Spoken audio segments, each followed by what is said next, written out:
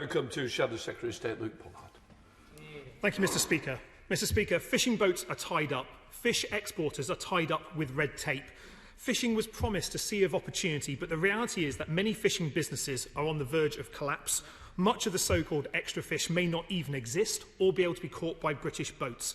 The fishing industry feels betrayed. Isn't now the time for the Secretary of State to apologise to the fishing industry for the Brexit deal his government negotiated? Well, Mr. Speaker, I've made clear all along that the government had hoped to get closer to a zonal attachment sharing arrangement in that first multi-annual agreement, but there is a significant uplift of 25% of the fish that the EU have historically caught in our waters that they've been required to forfeit as the price for continued access, and that additional fishing quota is worth £140 million. Pollard. The pollock quota has gone down in the southwest, but there's no apology, no sense of reality from the Secretary of State. He can't wriggle out of this one. The net is closing in on him.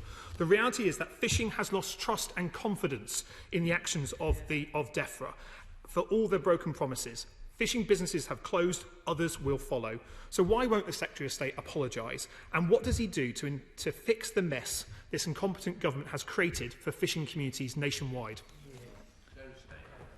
Well, Mr. Speaker, as I said, we have, through the Trade and Cooperation Agreement, seen a significant increase in quotas, 25%, worth some £146 million.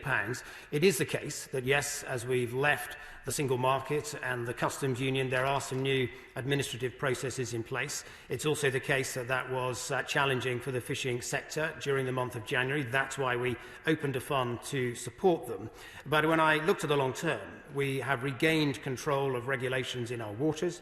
It enables us to do conservation measures on places like the Dogger Bank, which were never possible as an EU country. It's enabled us to ban pulse trawling in our waters.